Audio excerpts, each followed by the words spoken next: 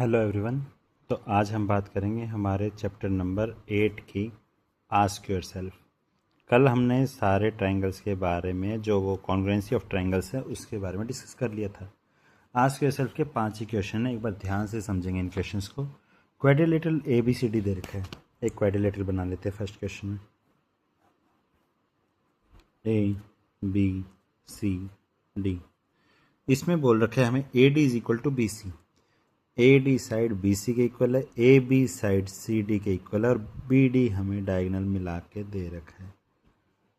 ठीक है, अब हमें प्रूव करना है कि दोनों ट्राइंगल कॉन्ग्रुएंट हैं। Show state the congruent parts too. कौन कौन से कॉन्ग्रुएंट पार्ट होंगे देखिए।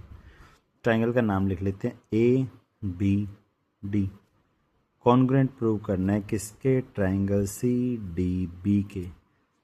देखिए ABD में AB जो साइड है वो दूसरे ट्रायंगल CBD में CD साइड के इक्वल है। रीज़न क्या है? क्वेश्चन में हमें दे रखा है। दूसरा, जो AD साइड है वो BC साइड के इक्वल है। इसका रीज़न भी क्या लिख देंगे कि क्वेश्चन में दे रखा है। फिर दोनों ट्रायंगल में जो BD is equal to BD है वो हमारी कॉमन साइड है। तो देखिए साइड साइड साइड रूल, तीनों साइड इक्वल हैं, तो तीन साइड के इक्वल है, तो साइड साइड साइड रूल से दोनों ट्रायंगल आपस में कॉन्ग्रुएंट हो गए। अब दोनों ट्रायंगल को बना लीजिए एक बार। ABD, ट्रायंगल का नाम क्या लिखा हमने? CDB। क्यों लिखा ये नाम ऐसे इधर वाले का? ABD तो मैंने यहाँ से देख लिया, चलो कोई एक ट्रायंगल का नाम लिखते, दूसरे वाला सिमिलर कॉन्ग्रुएंट जो है वो ऐसे ही क्यों लिखा? क्योंकि देखिए AB साइड CD साइड के इक्वल दे रखी है। इधर AB है तो इधर कॉरेस्पॉन्डिंग साइड CD होनी चाहिए जो इसके इक्वल है। जो AD साइड है वो इक्वल हमें BC के दे रखी है। ये BC साइड ले लीजिए, BC साइड है, ये AD साइड है, ये दोनों इक्वल है। और तीसरी हमारी BD के इक्वल है, तो नीचे वाली साइड BD जो है वो नीचे वाली साइड BD के इक्वल है। तो ये इसीलिए हमने इन ट्रायंगल का नाम कॉरेस्पॉन्डिंग पार्ट्स के हिसाब से ये लिखा है। अब इसके कॉरेस्पॉन्डिंग पार्ट्स कौन से इक्वल होंगे कि एंगल A अगर X है और ये PQR मान लो, एंगल PQR ये मान लो XYZ, तो करस्पॉन्डिंग पार्ट्स कौन से इक्वल होंगे? ऊपर वाला एंगल ऊपर वाले एंगल के इक्वल होगा, X is equal to P। इधर वाला एंगल इधर वाले एंगल के इक्वल होगा, Y is equal to Q। और तीसरा एंगल बच गया, तीसरे एंगल के इक्वल होगा। और सबके आगे लिख देंगे बाय सिम्प्लिसिटी। ये करस्पॉन्डिंग पार्ट्स हैं। अब आइए दूसरे क्वेश्चन पे।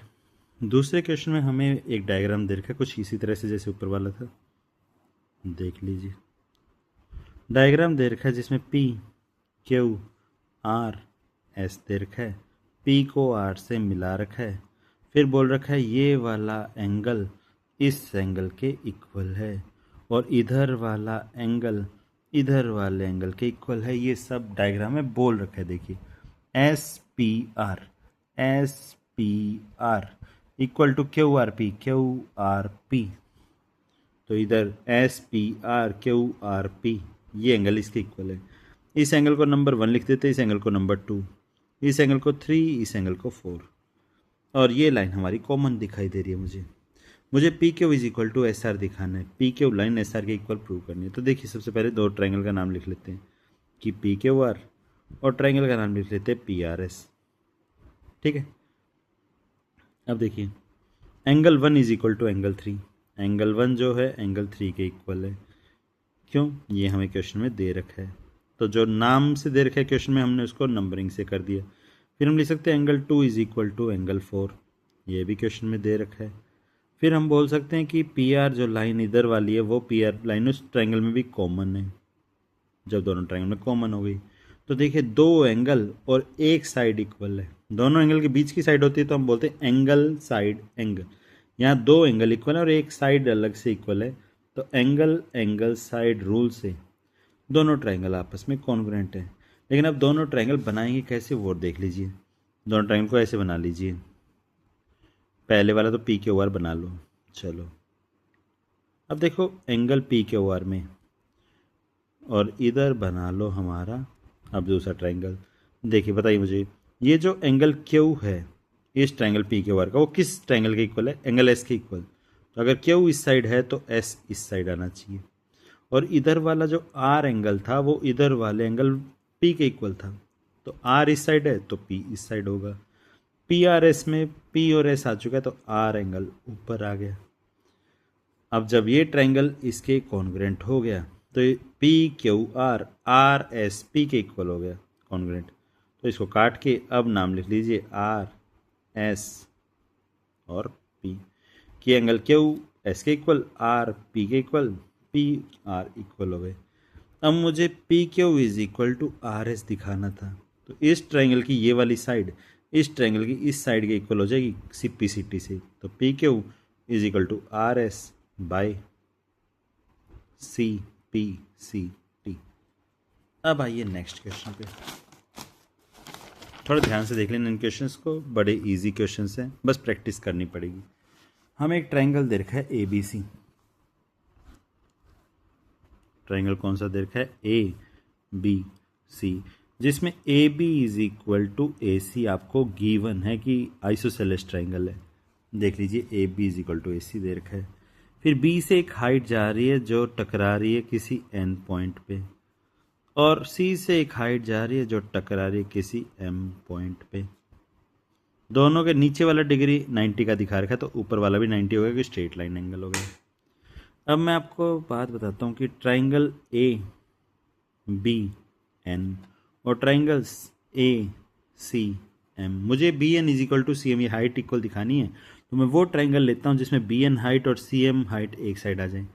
तो ए बी एन और ए सी एम दोनों में देखिए एंगल ए इस ट्रायंगल में भी और इस ट्रायंगल में भी एंगल ए के इक्वल है कॉमन। फिर हम दोनों में बोल सकते हैं A B is equal to A C, reason क्या लिख देंगे? क्वेश्चन में गिवन है। तीसरा हम बोल सकते हैं इधर वाले का एंगल एन और उधर वाले का एंगल एम आपस में इक्वल है क्योंकि राइट एंगल है 90 डिग्री। दोनों देखिए एंगल साइड, क्योंकि दोनों एंगल्स जो एंगल ए है और एंगल एम है वो उन दोनों के बीच वाली साइड इक्वल नहीं है, अपोजिट साइड इक्वल है। तो एंगल साइड रूल से दोनों ट्रायंगल आपस में कॉन्ग्रुएंट हो गए। अब इधर वाले ट्रायंगल का नाम हम बनाने के बाद सोचेंगे। देखिए बना लेते एक बार कि ए बी और एम, क्योंकि एम के साथ 90 डिग्री बन रहा है। इधर बना लेते हैं ए सी एन। क्यों बनाया मैंने ऐसे? क्योंकि एंगल ए तो एंगल ए के इक्वल ये रहा, ठीक है। एंगल एम एंगल एन ये इक्वल है, ठीक है। और इधर वाली side A B is equal to A C B है। एंगल ए के इक्वल है, 90 वाला 90 के इक्वल है, तो ये दोनों ट्रायंगल ऐसे ही इक्वल आएंगे। तो मुझे बताइए जब ये साइड इसके इक्वल है तो नीचे वाली साइड किसके इक्वल हो जाएगी? नीचे वाली साइड के इक्वल। तो B M is equal to क्या आ जाएगा? C N. क्या लिख सकते हैं? By C P C T. बस ये प्रूव करना था कि दोनों हाइट्स इक्वल हैं। फिर फोर्थ क्वेश्चन का डायग्राम आपको कुछ इस तरह से देखा, एक बार हम इसको सही कर लेंगे। देखिए ये 5 दे रखी है साइड, इधर से आपको साइड 4 दे रखी है और इधर से आपको साइड 2 दे रखी है। तो हम अगले वाले को भी ऐसे ही बना लेते हैं 5 4 2 A B C P Q R, कोई भी नाम दे दीजिए, कोई दिक्कत नहीं। अब 2 और 5 के बीच में 30 डिग्री एंगल है, ये एंगल 30 डिग्री का है। और यहाँ हमारे पास 4 और 5 वाली साइड के बीच का एंगल डायग्राम के हिसाब से 45 दे रखा है। मैंने दोनों ट्रायंगल्स की सेम साइड करस्पॉन्डिंग साइड्स को इक्वल जचा दिया, ये रहा, ठीक है। अब बस इस क्वेश्चन में पूछा क्या है, by which criteria can you prove दो ट्राइंगल्स कॉन्ग्रुएंट हैं? तो दोनों ट्राइंगल कॉन्ग्रुएंट प्रूव करना है। Triangle A B C congruent to triangle P Q R. तो देख लीजिए ए बी जो साइड है वो पी क्यू के इक्वल है, बी सी साइड हमारी क्यू आर के इक्वल है क्योंकि दोनों ही 2 हैं, और ए सी साइड हमारी पी आर के इक्वल है। इसका रीज़न दोनों ही 5 सेंटीमीटर है, इसका रीज़न दोनों ही 2 सेंटीमीटर है, और इसका रीज़न दोनों ही 4 सेंटीमीटर है एसी वाली। तो by S rule, side rule, दोनों ट्रायंगल कॉन्ग्रुएंट हो जाएंगे। तो यहाँ आपके पास एस रूल है। लास्ट क्वेश्चन पे आइए, फिफ्थ क्वेश्चन में आपको दे रखा है डायग्राम कुछ इस तरह से।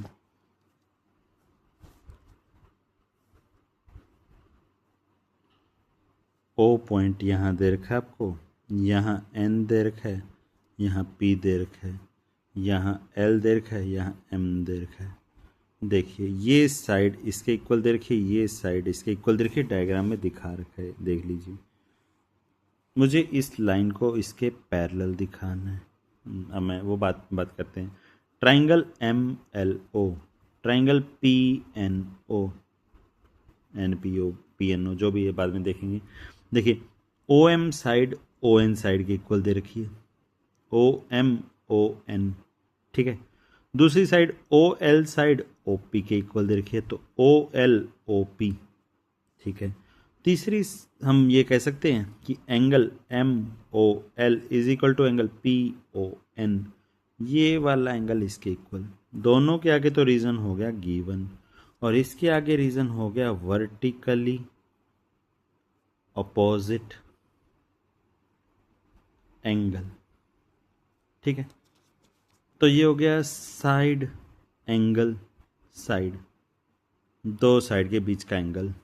तो साइड एंगल साइड रूल से दोनों ट्रायंगल आपस में क्या गए, कॉन्ग्रुएंट। देखिए अब दोनों ट्रायंगल बना लेते हैं। ओ एल एम और ओ